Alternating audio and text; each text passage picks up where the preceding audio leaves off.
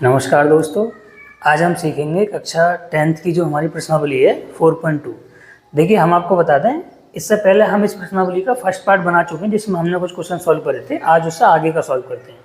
तो इसको आगे के क्वेश्चन सॉल्व करने से पहले एक दो ये कुछ फॉर्मूले हैं, इन्हें आप पहले जान लो, तो आगे जो सवाल आने वाले हैं वो थोड़े से आपको क्या लगेंगे, आसान लगेंगे। देखिए, सबसे पहले यदि किसी सवाल में क्रमागत संख्या का जिक्र चलेगा तो क्रमागत संख्याएं, हम पहली क्रमागत संख्या हमेशा क्या माने करेंगे, x, और अगली x+1, और यदि 3 या 4 दे दी जाए तो तीसरी कौन सी मानेंगे, x+2। इस तरीके से आगे बढ़ते चले जाएंगे, फिर x+3, x+4, इस तरीके से, ठीक है। और यदि समक्रमागत या विषम क्रमागत संख्याएं किसी सवाल में जिक्र किया जाएगा तो हम क्या मानेंगे, पहली संख्या को x मानेंगे, अगली को x+2, अगली को x+4, अगली को x+6, इस तरीके से मानेंगे, ठीक है। समक्रमागत या विषम क्रमागत कहेगा तो ये वाली संख्या माननी है, और केवल क्रमागत कहेगा तो ये वाली संख्या माननी है, ठीक है। अब देखिए, एक क्वेश्चन में हमें जरूरत पड़ेगी पाइथागोरस प्रमेय की, इसलिए मैं पहले समझा दे रहा हूँ। देखिए, पाइथागोरस प्रमेय, ये जो प्रमेय है, पहले आपको मैं बता दूं, ये कभी भी साधारण त्रिभुज में नहीं लगाई जाती है। ये प्रमेय केवल और केवल समकोण त्रिभुज पर ही कार्य करती है। अब आप कहोगे समकोण त्रिभुज क्या है? ऐसा त्रिभुज जिसमें कोई एक कोण 90 अंश का होता है समकोण त्रिभुज कहलाता है। आइए देखिए, तो जैसे मान के चलिए हमारा त्रिभुज है ए, बी और सी। इसमें ये जो बी कोण है वो 90 अंश का है, और यहाँ पे कोई मान लीजिए कोण बना हुआ है, ठीक है, कुछ भी। तो देखिए किस तरीके से भुजाओं के नाम रखे जाते हैं। तो मैं आपको बता दूं, 90 अंश के सामने जो भुजा होती है वो हमेशा कर्ण होती है। इस बात को आप ध्यान रखें, 90 अंश के सामने वाली भुजा कर्ण होती है, ठीक है। और जहां हमारा कोण बन रहा होता है तो कोण के सामने की भुजा लंब होती है, बाकी जो भुजा शेष बचेगी वो आधार होगी। और आपकी जानकारी के लिए बता दूं, लंब और आधार आपस में चेंज हो जाते हैं। जैसे मान लीजिए मैं अभी कोण यहाँ पे बना दूं तो ये वाला लंब हो जाएगा, ये वाला आधार हो जाएगा, लेकिन कर्ण हमेशा अपनी जगह फिक्स रहता है। और कर्ण जो है सबसे बड़ी भुजा होती है, यानी कर्ण आधार से भी बड़ी होगी, लंब से भी बड़ी होगी, ठीक है। इतना आप जान गए। अब पाइथागोरस प्रमेय होती क्या है वो सीख लीजिए, इसकी हमें जरूरत पड़ेगी सवाल में।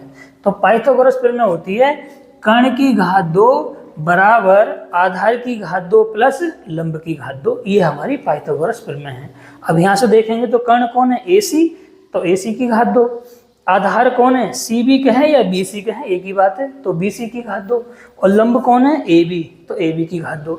तो इस तरीके से हम क्या लगाते हैं, पाइथागोरस की प्रमेय लगाते हैं। देखिए, अब हम सीखेंगे इसका क्वेश्चन नंबर 2। क्वेश्चन नंबर 2 में देखिए ये कहा जा रहा है कि उदाहरण 1 में दी गई समस्याओं को हल कीजिए। यानी आपको अब उदाहरण नंबर 1 देखना पड़ेगा जिसमें हमें समस्याएं दी गई, यानी प्रश्न दिया गया है। तो देखिए, उदाहरण 1 में हमें 2 समस्याएं दी गई है। तो सबसे पहली फर्स्ट समस्या को हम सॉल्व कर रहे हैं। आइए पढ़िए, देखिए क्या है। तो उसमें दिया गया है, जॉन और जीवंती दोनों के पास कुल मिलाकर 45 कंचे, यानी 2 बच्चे हैं, एक जॉन है और एक जीवंती, उन दोनों पे मिला के 45 कंचे हैं दोनों बच्चों के पास। दोनों 5-5 कंचे अपने खो देते हैं, ठीक है। और अब उनके पास जो कंचे बचे हैं 5-5 खोने के बाद, उनका जो गुणनफल है वो 124 है। तो वो कह रहा है कि हम जानना चाहते हैं कि आरंभ में दोनों के पास कितने कितने कंचे थे। आरंभ का मतलब है कि शुरुआत में कितने कंचे थे खोने से पहले, ठीक है। आइए देखिए सवाल को शुरू करते हैं। उदाहरण नंबर 2 के अंदर जो समस्या दी गई है उसका फर्स्ट सवाल। तो सबसे पहले हम क्या करेंगे, यहाँ से मानेंगे कि माना जॉन के पास जो कंचे थे वो कितने थे, x। हमने x मान ली, हमें नहीं पता कितने, हमने x मान लिए, ठीक है। अब देखिए, चूंकि कुल कंचे हमारे पास कितने हैं, 45, मैंने भी आपको बताया था। अब आप बताओ, जॉन के पास तो कंचे हैं x, जिसमें टोटल कंचे 45, तो दोनों को मिला के। तो जीवंती के पास कंचे कितने बचेंगे, टोटल में से जॉन वाले कंचे घटा दो, यानी 45 माइनस x। देखो s समझो, मैं बताऊं। मान लो मैंने 2 बच्चों को मिला के 100 कंचे दिए, ठीक है। अब आप मुझे जवाब देना। मान लो एक बच्चे को मैंने कंचे दे दिए 60, तो मैंने दूसरे बच्चों को कितने दिए, 40 दिए। कैसे पता लगा रहे हैं, टोटल में से पहले बच्चे को जो दिए वो घटा के। समझ में आ गया? दोबारा सुन लो।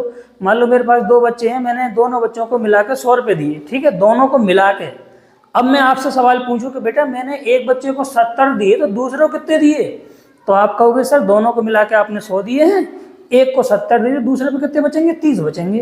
तो कैसे पता लगा रहे हैं हम, टोटल में से पहले वाले बच्चे के घटा के। इसको ध्यान रखें। तो देखो वही काम हम यहाँ कर रहे हैं, क्योंकि हमने ये मान लिया था कि जॉन के पास कितने कंचे हैं, x, और कुल कंचे कितने हैं 45, तो इसलिए जीवंती के पास कितने कंचे बचेंगे 45 माइनस एक्स। इतनी बात समझ में आ गई होगी। अब देखो आगे, अब यहाँ से उसने कहा है कि दोनों ने अपने 5-5 कंचे खो दिए। अब देखो ध्यान सुनो, तो 5 कंचे खोने के बाद जॉन के पास कितने कंचे बचे बताओ।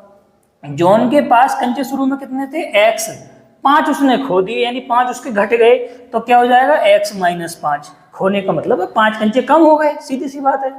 अब बताओ 5 कंचे खोने के बाद जीवंती के पास कितने कंचे बचेंगे। इस समय कंचे कितने 45 माइनस एक्स, इसमें से 5 और घटा दो तो कितना बचेगा 40 माइनस एक्स।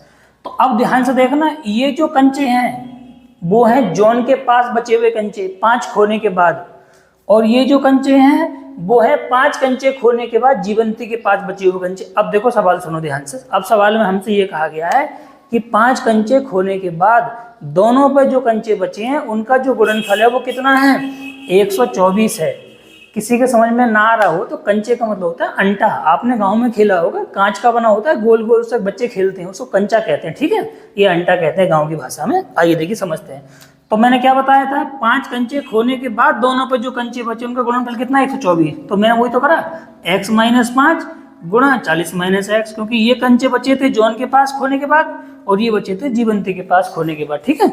तो बराबर कितना 124। बस इसको हल करना है, समीकरण बनाए। देखो आपने कैसे हल करा सुनो। देखो x की गुणा करी 40 में तो 40x, x की गुणा करी x में तो x स्क्वायर, 5 की गुणा करी 40 में तो 5 कितने हो जाएंगे 200, और माइनस माइनस प्लस और 5x बराबर 124। अब देखो हल करें, माइनस एक्स स्क्वायर हमने पहले कर लिया, 40x और प्लस 5x कितने हो गए 45x, ये वाला माइनस का 200 ऐसे ही, ये 124 उठा के इधर ले आया और बराबर क्या हो गया 0। अब देखिए माइनस एक्स स्क्वायर अभी भी ऐसे ही, प्लस के 45x अभी भी ऐसे ही, माइनस के 200 और माइनस के 124 कितने हो गए माइनस के 324, क्योंकि माइनस माइनस प्लस जुड़ जाता है, बराबर कितना 0। अब देखिए आगे, तो यहाँ से चिन्ह सब क्या कर दो बदल दो। अब माइनस का चिन्ह प्लस कर दिया, प्लस का है तो माइनस कर दिया, और माइनस का है तो प्लस कर दिया, बराबर क्या 0। अब ये जो बन गई हमारी, ये बन गई द्विघात समीकरण, ठीक है। अब इसमें देख लो इसको कैसे हल करना है। तो हमें क्या करना है, अब यहाँ से गुणा करके तो लाना है 324, ध्यान से देख लेना कितना लाना है गुणा करके 324, और जोड़ के लाना है 45। अब आप कहोगे सर हम तो इतना बड़ा नंबर हिसाब लगा नहीं पाएंगे, तो देखिए मैं आपको एक तरीका सिखा दे रहा हूँ, यहाँ से ध्यान से देखना। तो 324 लाना है गुणा करके।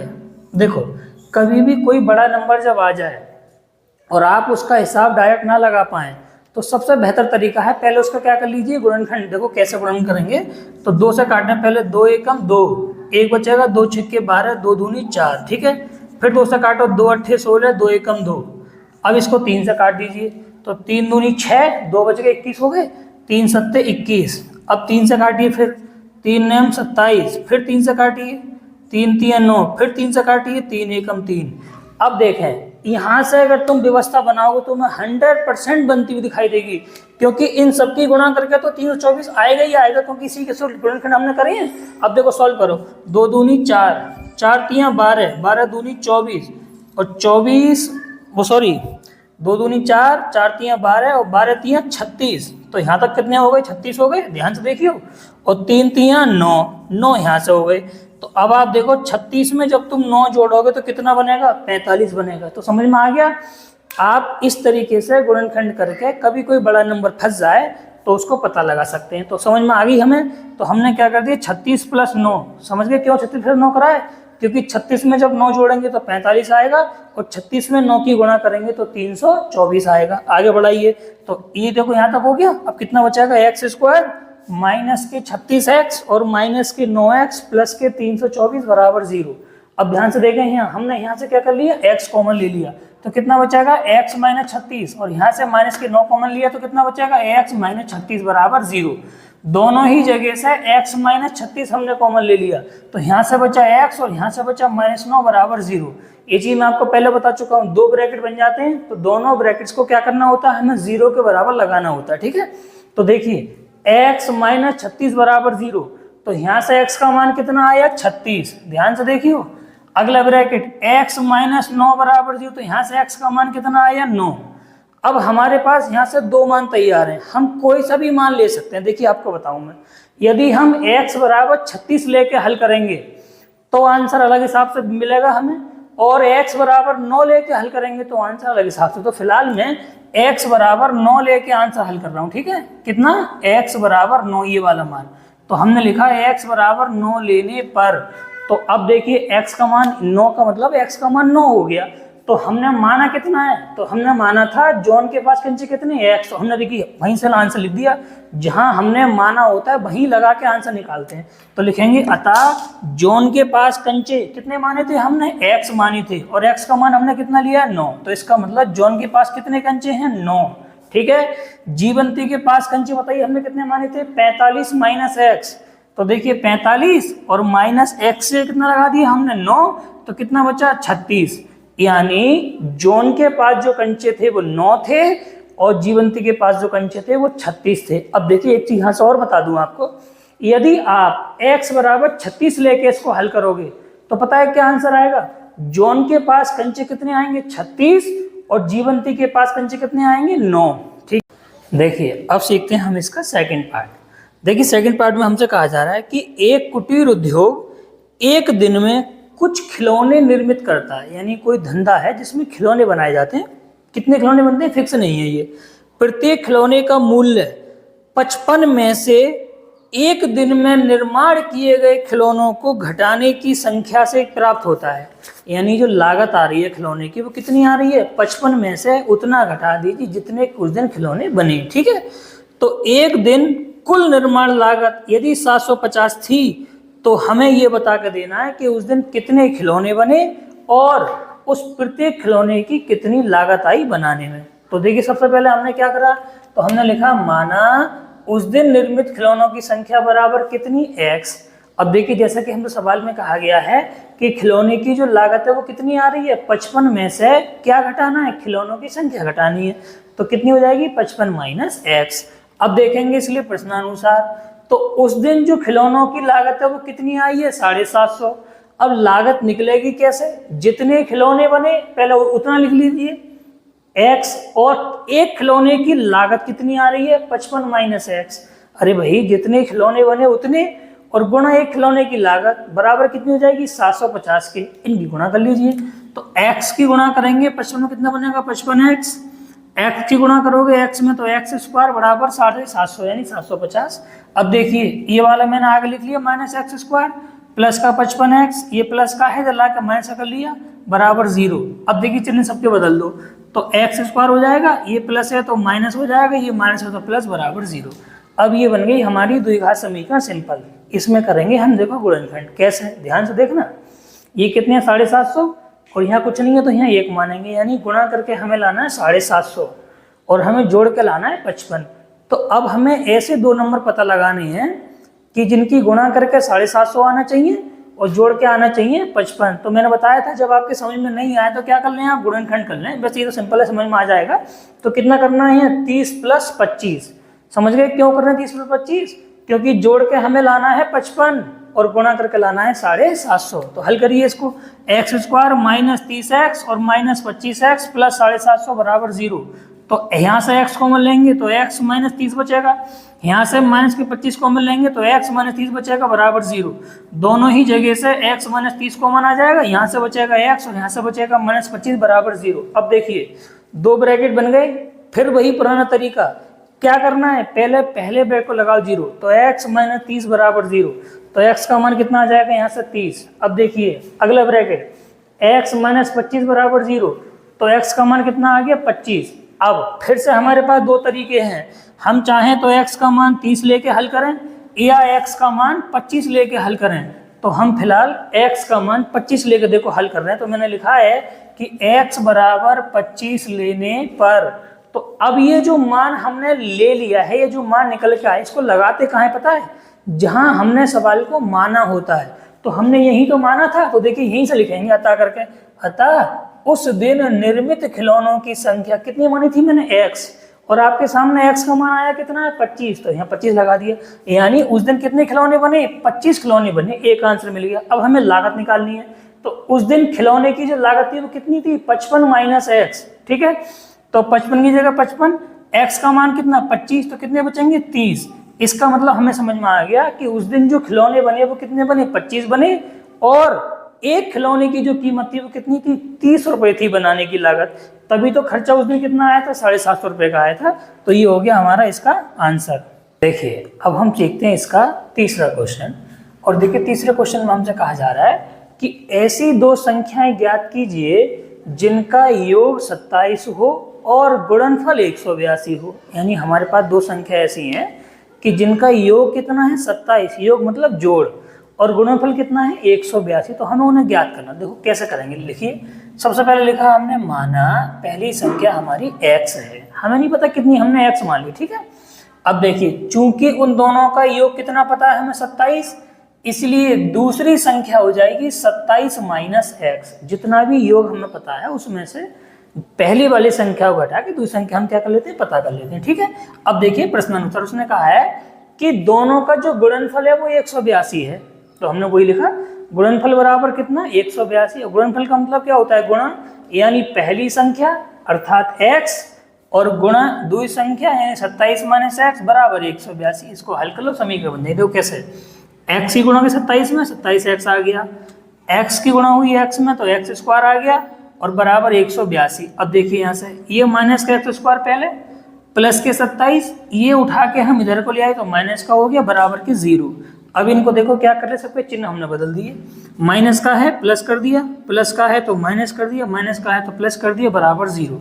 अब ये बन गया गुणनखंड, सिंपल सा द्विघात समीकरण। देखो कैसे, गुणा करके लाना है 182 और जोड़ के लाना है 27। मैंने फिर बता दिया है, अगर यदि डायरेक्ट समझ में नहीं आता है तो आप क्या कर लें, गुणनखंड करके देख लिया करें, आंसर निकल जाएगा आपका। वैसे ही सिंपल है, समझ में आ जाएगा। तो हमने क्या कर दिए हैं 14 प्लस 13, क्योंकि 14 में जब तुम 13 जोड़ोगे 27 आएगा और 14 में 13 की गुणा करोगे तो 182 आएगा, ठीक है। इसको हल करिए तो देखिए x square minus 14x minus 13x होंगी, माइनस प्लस क्या हो जाता है माइनस, प्लस के 182 बराबर 0। अब देखो यहाँ से दोनों से कॉमन, तो कितना कॉमन x, तो यहाँ से बचेगा x माइनस 14, यहाँ से माइनस 13 कॉमन लोगे तो x माइनस 14 और बराबर कितना 0।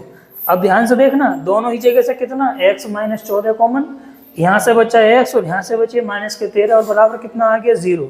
अब देखो दो ब्रैकेट तैयार है फिर से, तो यदि x माइनस 14 बराबर 0 तो x का मान कितना आ गया, एक मान जी आ गया x का, ठीक। अगला ब्रैकेट x माइनस 13 बराबर 0 तो x का मान कितना आ जाएगा 13। अब फिर से वही चीज, यदि हम x बराबर 14 लेंगे तो आंसर अलग हिसाब से मिलेगा और x बराबर 13 लेंगे तो अलग हिसाब से। तो मैंने क्या लिखा, x बराबर 13 लेने पर, अब ये x 13 ले तो लिया, लगाएंगे कहाँ हम, जहाँ हमने माना था। मैंने बताया था जो मान निकल कर आता है उसे कहाँ लगाते हैं, जहाँ हम मानते हैं। तो यही तो माना है हमने, तो लिखेंगे अतः पहली संख्या कितनी मानी थी हमने x, और x का मान कितना आ गया 13, और दूसरी संख्या कितनी मानी थी 27 माइनस x, लगाइए 27, x की जगह 13 कितना बचेगा 14।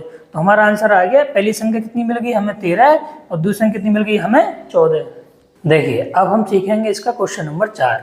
देखिए क्वेश्चन नंबर 4 में हमसे क्या कहा जा रहा है, इसमें कहा जा रहा है कि दो क्रमागत धनात्मक पूर्णांक ज्ञात कीजिए जिनके वर्गों का योग 365 है। अब देखिए सुनिए ध्यान से, हम आपको पहले ही बता चुके हैं जब क्रमागत संख्या आप कहेगा तो हम क्या मानेंगे, पहली संख्या को x और दूसरी को x प्लस 1, और अगर सम या विषम क्रमागत कहेगा तो पहली x मानेंगे अगली मानेंगे x प्लस 2। आपको बता चुके हैं शुरू में। आइए देखिए, तो वही चीज हम यहाँ पर कर रहे हैं। तो सबसे पहले लिखेंगे माना पहला क्रमागत धनात्मक पूर्णांक कितना मान लिया हमने x, दूसरा क्रमागत धनात्मक पूर्णांक x प्लस 1। अब देखिए सवाल में क्या कहा गया है कि उनके वर्गों का योग 365 है, यानी पहले दोनों का वर्ग करिए फिर उनका योग करिए, योग मानी जोड़, तो कितना बैठना चाहिए 365। तो हमने देखो वही लिखा प्रश्नानुसार, वर्गों का योग बराबर 365। तो देखिए पहला कौन सा है x, तो इसका वर्ग, वर्ग मतलब घात 2, प्लस दूसरे वाले का वर्ग यानी घात 2 बराबर कितना 365। देखो इसको हल करिए, एक्स स्क्वायर ये वाला ऐसे ही, ये यहाँ सूत्र खुल जाएगा a प्लस बी का होल स्क्वायर, कैसे खुलेगा a square plus B square plus 2ab। तो देखिए क्या बन जाएगा यहाँ से एक्स स्क्वायर प्लस 1 का स्क्वायर प्लस 2 गुणा a इंटू बी, इस तरीके से। यानी x की a की जगह क्या चल रहा है x और b की जगह क्या चल रहा है 1, बराबर कितना आ जाएगा 365। कोई सिंपल चीज है, कोई बड़ी चीज नहीं है, फॉर्मूला तो आप खोल ही लेते हो, यहाँ से कोई बड़ी बात थोड़ी है ये। तो देखिए एक्स स्क्वायर ये वाला ऐसे ही, ये वाला एक्स स्क्वायर ऐसे ही, 1 की घात 2 का मतलब 1 बनेगा और 2x और गुणा 1 तो कितना बनेगा 2x बराबर 365। अब देखिए x square plus x square तो ये हो गए 2x स्क्वायर, ये वाला प्लस के 2x ऐसे ही, प्लस का 1 ऐसे ही, माइनस के 365 और बराबर 0। अब देखिए 2x² ऐसे ही प्लस के 2x प्लस के 1 और माइनस के 365, तो कितना बचा है घट के माइनस के 364 और बराबर कितना आ जाएगा 0। तो 2 से भाग दे दो, 2 से भाग देकर सवाल थोड़ा छोटा बन जाएगा हमारा। देखो कैसे, तो 2 से भाग देंगे पूरी समीकरण में, तो 2 एकम 2 यानी यहाँ से बचेगा x², 2 एकम 2 फिर से एक बच, यहाँ पे केवल x बचेगा। अब देखो 2 एकम 2 1 बचा, 16 हो गए, 2 अट्ठे 16 और 2 दूनी 4 यानी बराबर 0। तो ये बन गई हमारी द्विघात समीकरण x² प्लस x माइनस 182 बराबर 0। अब हमें फिर से करने हैं इसके गुणनखंड। देखिए कैसे, तो गुणा करके लाना है 182, घटा के लाना है 1। तो अब की बार क्या करेंगे 14 माइनस 3, अभी पहले भी तो आया था, ये गुणा करके कितना लाना था हमें 182 और जोड़ के लाना था 27। यहाँ क्या हो गया, गुणा करके 182 घटा के 1, तो क्या कर देंगे 14 माइनस 1, ठीक है। तो x² plus 14x minus 13x minus 182 बराबर 0। अब ध्यान से देखना, यहाँ से कॉमन ले लीजिए x, तो कितना बचेगा x प्लस 14, यहाँ से 13 कॉमन माइनस के, तो कितना बचेगा x प्लस 14 बराबर 0। दोनों ही जगह से x प्लस 14 कॉमन आएगा, यहाँ से बचेगा x माइनस 13 बराबर 0। 2 ब्रैकेट बन गए, फिर से वही काम, पहला ब्रैकेट लिखो, यदि x प्लस 14 बराबर 0 तो x का मान कितना माइनस के 14। अब या x माइनस 13 बराबर 0, तो x का मान कितना आ जाएगा 13। ध्यान से देखें, एक मान हमारे पास आया है माइनस का 14 और एक मान आया है 13। यहाँ से देखो मैं आपको बता दूं, हम कभी भी माइनस वाले मान को नहीं लेते हैं, हमेशा किसको लेते हैं प्लस वाले मान को, ठीक है। तो हम क्या लेंगे x बराबर 13 लेने पर, तो अब ये जो मान हमने लिया है वो लगाएंगे कहाँ, हर बार बता रहा हूं मैं आपको, ये मान लगेगा जहां हमने समीकरण को, जहां हमने माना था, तो हमने ये तो माना था, तो लिखेंगे अतः पहला क्रमागत पूर्णांक बराबर कितना माना था मैंने x, और x का मान कितना है मेरा 13। दूसरा क्रमागत पूर्णांक मैंने कितना माना है x प्लस 1, और x की जगह 13 प्लस 1 यानी 14। तो हमारे आंसर आ गए 13 और 14। देखिए अब हम सीखेंगे इसका 5वां सवाल। देखिए 5वें सवाल में हमसे कहा जा रहा है कि एक समकोण त्रिभुज की ऊंचाई इसके आधार से 7 सेंटीमीटर कम है।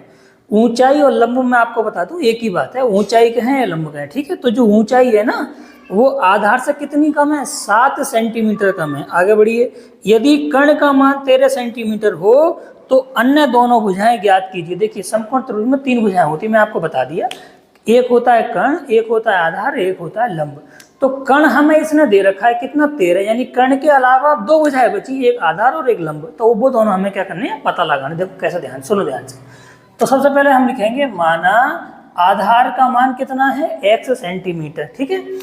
इसलिए ऊंचाई का मान कितना हो जाएगा, ऊंचाई और लंब एक ही बात होती है, मैं आपको बता दूं। तो कितनी हो जाएगी x माइनस 7। क्यों हो जाएगी x माइनस 7, क्योंकि उसने कहा है कि ऊंचाई जो है आधार से 7 सेंटीमीटर कम है, ठीक है। और कर्ण हमें दे रखा है कितना 13। अब देखिए हमने लगा दी पाइथागोरस की प्रमेय, हमने लिखा इसलिए पाइथागोरस प्रमेय से। पाइथागोरस प्रमेय आप जानते हैं क्या होती है, कर्ण की घात 2 बराबर आधार की घात 2 प्लस लंब की घात 2। देखिए सबका मान लगाओ, कर्ण की जगह 13, आधार की जगह x, लंब की जगह x माइनस 7। इस सबको हल करो, देखो ध्यान से कैसे। 13 की घात 2 का मान बचता है 169, आप जानते हैं। x² यहाँ से बचेगा, ये हो जाएगा, यहाँ से सूत्र खुलेगा कौन सा, a माइनस बी का होल स्क्वायर। सूत्र कैसे खुलता है, a² plus b² minus 2ab, ठीक है। तो यहाँ से क्या बचेगा x² प्लस 7² माइनस 2 गुणा x गुणा 7। ये 169 ऐसे का ऐसे ही, ये ऐसे ही, ये भी ऐसे ही। 7 की घात 2 का मान हो गया 7 7 49 और 7 दूनी 14x, ठीक है। ये अभी भी ऐसे का ऐसे ही। अब देखो x² और x² दोनों जुड़ के बन गए 2x²। ये वाला माइनस का 14x मैंने पहले लिख लिया, प्लस के 49 यहाँ लिख लिया। अब देखिए मैंने क्या करा है, ये पूरा RHS वाला मान इधर LHS में कर लिया और ये LHS वाला मान हमने उधर कर दिया, पूरी वैल्यू चेंज कर दी। इधर वाला मान इधर लिया, इधर वाला मान इधर दो, क्योंकि थोड़ा सा आसान हो जाएगा सवाल। तो ये पूरा मान इधर, ये इधर। अब देखो इसके बाद 2x² माइनस 14 प्लस 49 ऐसे ही, ये आएगा इधर तो काय का हो जाएगा माइनस का बराबर 0। अब 2x² माइनस के 14x 49 में से 169 कम करिए तो कितना बचेगा माइनस के 120, क्योंकि चिन्ह हमेशा बड़ी गिनती का बचता है, बराबर कितना 0। अब 2 से भाग देने पर, 2 से भाग देकर सवाल थोड़ा क्या हो जाएगा हमारा छोटा हो जाएगा। देखो कैसे, तो 2 एकम 2 यानी x² बचेगा, 2 सत्ते 14 और यहाँ कितने बचेंगे 60 बराबर 0। ये बन गया सिंपल सा गुणनखंड। कैसे कि हमें गुणा करके लाना है 60 और घटा के लाना है 7, ठीक है। तो हमने क्या करा देखिए 12 माइनस 5, क्योंकि आप समझते हैं 12 में से 5 घटाओगे 7 बचेगा और 12 पंजे 60 होते हैं, ठीक है। इसको हल करिए, एक्स स्क्वायर माइनस 12x और प्लस के 5x बराबर माइनस 60 बराबर कितना 0। देखिए माइनस माइनस चिन्ह प्लस हो जाता है, चिन्ह को तो आप समझ में आता होगा। इन दोनों में से x कॉमन लो तो कितना बचेगा x माइनस 12, यहाँ से 5 कॉमन लिया तो x माइनस 12 बराबर 0। दोनों ही जगह से कितना बचेगा x माइनस 12, और यहाँ से बचेगा x और यहाँ से बचेगा प्लस के 5 बराबर 0। अब देखिए ध्यान से, दो ब्रैकेट हमारे पास बन गए हैं। यदि हम पहले ब्रैकेट को 0 लगाएं तो कितना बनेगा x माइनस 12 बराबर 0, तो x का मान कितना आएगा यहाँ से निकल के 12। दूसरा ब्रैकेट लगाएं तो x प्लस 5 बराबर 0, तो x का मान कितना आएगा -5। मैंने अभी बताया था अगर दो मान आपके पास आ जाएं, एक माइनस का और एक प्लस का, तो कौन सा लेंगे, हमेशा प्लस वाला। तो इसलिए हमने लिखा x बराबर 12 लेने पर। अब ये 12 ले तो रही है, लेकिन लगाएंगे कहाँ, जहाँ हमने माना था। तो लिख दो अतः आधार बराबर x सेंटीमीटर, और x का मान कितना लिया हमने 12, तो आधार का मान आ गया 12। लंब यानी ऊंचाई बराबर कितना x माइनस 7, और x की जगह कितना 12 माइनस 7, यानी 12 में 7 कितने बचे 5। तो हमारा आंसर निकल कर आ गया, आधार कितना आया 12 सेंटीमीटर और लंब का आंसर आ गया 5 सेंटीमीटर। आइए देखिए अब हम सीखते हैं इस प्रश्नावली का सबसे लास्ट और आखिरी सवाल, छठा। इसमें कहा जा रहा है कि एक कुटीर उद्योग एक दिन में कुछ बर्तनों का निर्माण करता है, ठीक है। एक विशेष दिन यह देखा गया कि प्रत्येक नग की निर्माण लागत उस दिन के निर्माण किए गए बर्तनों के 2 गुने से 3 अधिक थी। यदि उस दिन की कुल निर्माण लागत 90 रुपये है तो निर्मित बर्तनों की संख्या और प्रत्येक नग की लागत ज्ञात कीजिए। आइए देखिए सवाल कैसे होगा, मैं समझाता हूँ, बहुत सिंपल सवाल है। तो सबसे पहले हम लिखेंगे माना उस दिन निर्मित बर्तनों की संख्या x। हमने ये मान लिया कि उस दिन x बर्तन बनाए गए। कितने बर्तन बनाए गए, x। और प्रत्येक नग मतलब एक पीस को नग कहते हैं। ऐसे मान लो 10 बर्तन बने तो हम कहेंगे 10 नग, ठीक है। 9 बर्तन बने तो 9 नग, समझ में आ गया। तो प्रत्येक नग की निर्माण लागत, उसने ये कहा है कि जितने बर्तन बने हैं उसकी संख्या के दुगने से 3 ज्यादा है, समझ आ गया। तो बर्तन कितने बने हैं x, तो x का दुगना 2x और 3 ज्यादा तो प्लस के 3। तो ये हो गई हमारी प्रत्येक नग की लागत। अब देखिए उस दिन की जो कुल लागत है वो कितने रुपए है, 90 रुपए, हमने सवाल में कहा गया। अब ये जो कुल लागत है वो निकलेगी कैसे, तो जितने बर्तन हैं पहले वो लिख लीजिए और गुणा में एक बर्तन को बनाने में जो लागत आई है। मान लीजिए आप फैक्ट्री चला रहे हो, आपने एक दिन में 10 बर्तन बनाए सपोज करो, और एक बर्तन को बनाने में आपको 8 रुपए खर्चा आ रहा है, तो आपके कितने रुपए हो गए, ये तो कैसे हिसाब लगाओगे, 10 और गुणा एक को बनाने में जो खर्चा आया वो ऐसे हल करोगे। तो वही चीज देखो हम कर रहे हैं, हमने बर्तन कितने माने x और गुणा बर्तन को, एक बर्तन को बनाने में लागत वो हमारी ये है, और बराबर कितना 90, ये हमें सवाल में दिया गया, ठीक है। इसको हल करिए आप, x की गुणा करें 2x में तो 2x स्क्वायर, x की गुणा 3 में 3x बराबर 90, ये चल ही रहा है अपना। तो देखिए 2x स्क्वायर ऐसे ही प्लस के 3x माइनस के 90 बराबर 0। अब देखें यहाँ से ये हमारी बन गई द्विघात समीकरण। अब देखो हम यहाँ करेंगे गुणनखंड, कैसे करेंगे आइए मैं सिखाता हूँ। सबसे लास्ट में कौन है 90, शुरू में कौन है 2, तो 90 में 2 की गुणा करो तो 9 दूनी 18 यानी 180 हो जाएगा। और यहाँ पे चिन्ह देखेंगे तो प्लस माइनस माइनस घटा के आएगा 3। तो मैं समझ गया कि मुझे गुणा करके लाना है 180 और घटा के लाना है 3। तो ऐसे दो नंबर दोनों जिनकी गुणा करके कितना आ जाए 180 घटा के 3 आ जाए, तो मैंने क्या कर दिया 15 माइनस 12, समझ गए। तो देखो 2x स्क्वायर ऐसे ही प्लस के 15x माइनस के 12x माइनस के 90 बराबर 0। तो देखिए यहाँ से मैंने x कॉमन लिया, कितना बचा 2x प्लस 15, यहाँ से माइनस के 6 कॉमन लिया तो यहाँ से बचे 2x प्लस के 15 बराबर 0।